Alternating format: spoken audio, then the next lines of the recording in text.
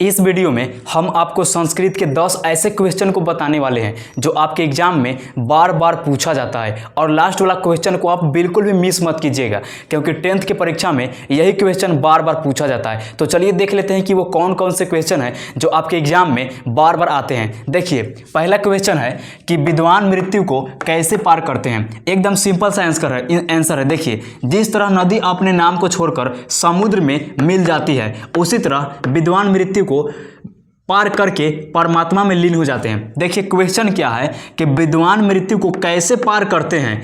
इसका आंसर है, जिस तरह नदी अपने नाम को छोड़कर समुद्र में मिल जाती है, उसी तरह विद्वान मृत्यु को पार करके परमात्मा में लीन हो जाते हैं। सेकंड नंबर क्वेश्चन है कि पटना के मुख्य दर्शनीय स्थलों के नाम बताइए। यानी कि पटना में दर्शनीय स्थल कौन कौन है जो प्रसिद्ध है, उसका नाम बताना है। देखिए, और यही दोस्तों क्वेश्चन है जो आपके एग्जाम में बार बार पूछता है, बार बार बोर्ड मेंबर डालता है। इसका आंसर है, पटना में गांधी सेतु, संग्रहालय, उच्च न्यायालय, सचिवालय, गोलघर, तारामंडल, जैविक उद्यान, मौर्यकालिक अवशेष, महावीर मंदिर, गुरु गोविंद सिंह के द्वारा दर्शनीय स्थल प्रसिद्ध है। देखिए, इसका कितना सिंपल सा आंसर है। देखिए, क्वेश्चन है कि पटना के मुख्य दर्शनीय स्थलों के नाम बताइए। इसका आंसर है, पटना में गांधी सेतु, संग्रहालय, उच्च न्यायालय, सचिवालय, गोलघर, तारामंडल, जैविक उद्यान, मौर्यकालिक अवशेष, महावीर मंदिर और गुरु गोविंद सिंह के द्वारा दर्शनीय स्थल प्रसिद्ध है। इसका कितना सिंपल सा आंसर है। देखिए, तीसरा नंबर क्वेश्चन है, भगवान बुद्ध ने पटना के बारे में क्या कहा है। यानी कि भगवान बुद्ध ने पटना के विषय में क्या कहा है। तो इसका सिंपल सा आंसर है 2 लाइन में। देखिए, भगवान बुद्ध ने पटना के बारे में सिर्फ यही कहा है कि यह गांव एक दिन महानगर बनेगा। चूंकि पटना एक महानगर अभी के हिसाब से है ही, और इन्होंने कहा कि यह गांव हमेशा बाढ़ से, भय से पीड़ित रहेगा। यानी कि कहने का मतलब है कि भगवान बुद्ध ने प्राचीन काल में इन्होंने बोला था कि यह गांव एक दिन महानगर बनेगा, और इन्होंने यह भी कहा था कि यह गांव बाढ़ से हमेशा पीड़ित रहेगा। यानी कि पानी से, दहाड़ से हमेशा पीड़ित रहेगा। देखिए, कितना सिंपल सा आंसर है जो आपके एग्जाम में बार बार पूछा जाता है। तो आप वीडियो को रोककर इन सारे क्वेश्चन को आप नोट कर लीजिए, आपके एग्जाम में बार बार पूछे जाते हैं। चलिए इसको नोट कीजिए। अभी 7 क्वेश्चन और हैं जो आपके एग्जाम में बार बार बोर्ड में पूछना है। तो चलिए पहले इसे नोट कीजिए। तो अब चलते हैं अगले क्वेश्चन की ओर, जो आपके एग्जाम के लिए सबसे ज़्यादा इंपॉर्टेंट है, और यही क्वेश्चन आपके एग्जाम में बार बार पूछे जाते हैं। चलिए देखिए, अगला क्वेश्चन है चौथा नंबर कि देवगण किसका गुण करते हैं। इसका आंसर है, सिंपल सा आंसर है, एकदम साधारण आंसर है, एकदम हल्का आंसर है। देखिए, यहाँ जाति धर्म बिना भेदभाव के अनेक लोग वास करते हैं, और यह भारत शोभनीय और दर्शनीय है, और यह भूमि हम लोगों के द्वारा सदैव पूजनीय है, इसलिए देवगण भारत का गुण करते हैं। देखिए, इसका सिंपल सा आंसर है कि यहाँ जाति धर्म बिना भेदभाव के अनेक लोग वास करते हैं, यानी कि रहते हैं, और यह भारत शोभनीय और दर्शनीय और पूजनीय है, और यह भूमि हम लोगों के द्वारा सदैव पूजनीय है, इसलिए देवगण भारत का गुणगान करते हैं। और यहाँ पर अवतरित होने के लिए सपना देखते हैं, सोचते हैं। इसका सिंपल सा आंसर यही है। नंबर 5 है, उपनयन संस्कार क्या है। इसका मतलब है कि उपनयन संस्कार क्या है, क्या होते हैं, और इस संस्कार के अंदर क्या क्या होता है। देखिए, इसका सिंपल सा आंसर है कि इस संसार में गुरु अपने शिष्य को आश्रम में ले जाते हैं। गुरु अपने शिष्य को आश्रम में ले जाते हैं, और वहाँ पर शिष्य शिक्षा ग्रहण करते हैं और ब्रह्मचर्य का पालन करते हैं। देखिए, सिंपल सा आंसर है कि इस संस्कार में गुरु अपने शिष्य को आश्रम ले जाते थे। उपनयन संस्कार कहने का मतलब है कि पहले के जो गुरु होते थे वो अपने शिष्य को आश्रम में ले जाते थे, और वहाँ पर शिष्य शिक्षा ग्रहण करते हैं और ब्रह्मचर्य का पालन करते थे। यही उपनयन संस्कार कहलाता है, या फिर उपनयन संस्कार का अर्थ यही है।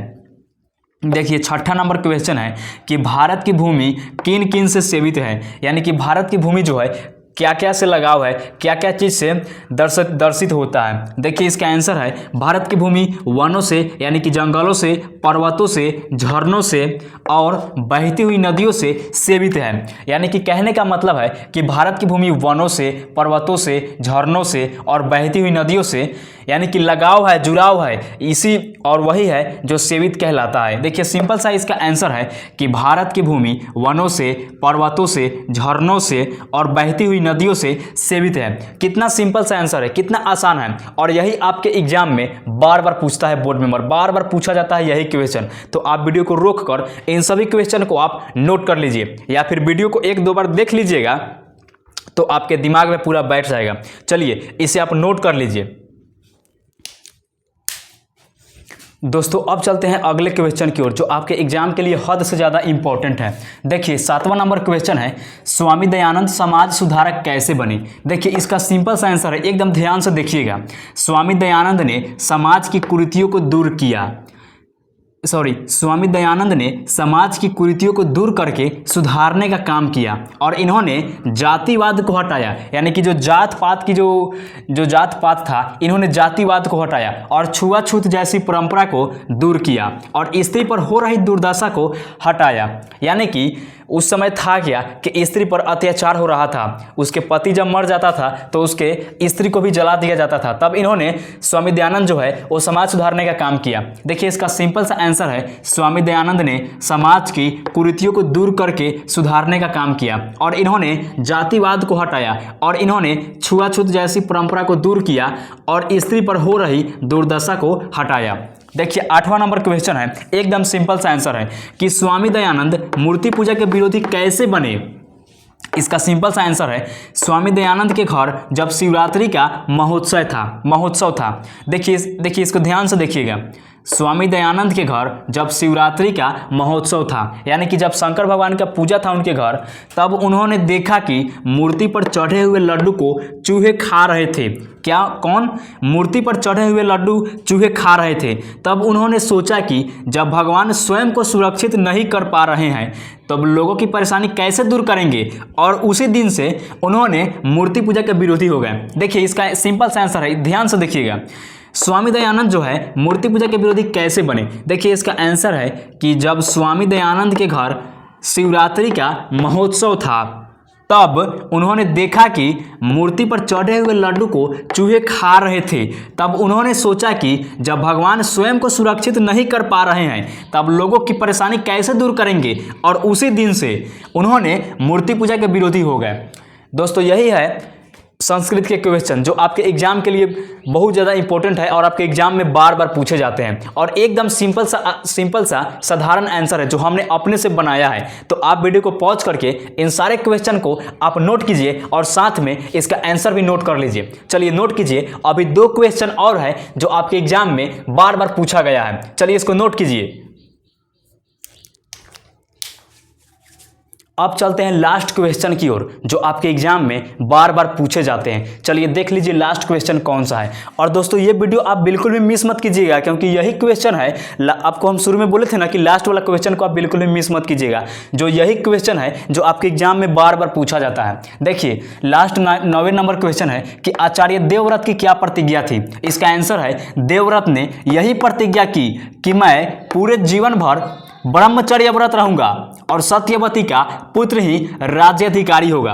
देखिए 9वां नंबर जो क्वेश्चन है कि आचार्य देवव्रत की क्या प्रतिज्ञा थी। इसका आंसर है, देवव्रत ने यही प्रतिज्ञा की कि मैं पूरे जीवन भर ब्रह्मचर्य व्रत रहूंगा और सत्यवती का पुत्र ही राज्याधिकारी होगा। कितना सिंपल आंसर है, एकदम सिंपल सा आंसर है। बस आपको क्या करना है कि वीडियो 1-2 बार देख लेना है, आपके ये क्वेश्चन जो है आपके दिमाग में पूरा बैठ जाएगा। देखिए 10वां नंबर जो क्वेश्चन है कि जयदेव कवि का परिचय क्या है, या फिर परिचय दीजिए। देखिए इसका सिंपल सा आंसर है, जयदेव जो है गीत गोविंद के रचयिता थे और चोरों ने उनके पैर जो है काट दिए थे और इनका धन जो है वो छीन लिया गया था। इसका सिंपल सा आंसर है कि जयदेव गीत गोविंद के रचयिता थे और चोरों ने उनके पैर जो है काट दिए थे और इनका धन जो है वो छीन लिया गया था। दोस्तों यही है 10 सब्जेक्टिव क्वेश्चन संस्कृत में जो आपके एग्जाम में बार बार पूछता है, बार बार बोर्ड मेंबर पूछता है। तो आपको क्या करना है कि वीडियो को 1-2 बार शुरू से लेकर लास्ट तक जरूर देख लीजिएगा, क्योंकि यही क्वेश्चन जो है आपके एग्जाम में बार बार पूछा जाता है। हम उम्मीद करते हैं कि आपको ये क्वेश्चन जो है आपको समझ में आ गया होगा और वीडियो भी अच्छा लगा होगा। तो चलिए बस वीडियो में इतना ही, अगले वीडियो में फिर अगले टॉपिक पर बात करेंगे जो आपके एग्जाम के लिए हद से ज़्यादा इंपॉर्टेंट होगा। तो वीडियो में बस इतना ही, तब तक के लिए जय हिंद, वंदे मातरम, ख्याल रखिएगा।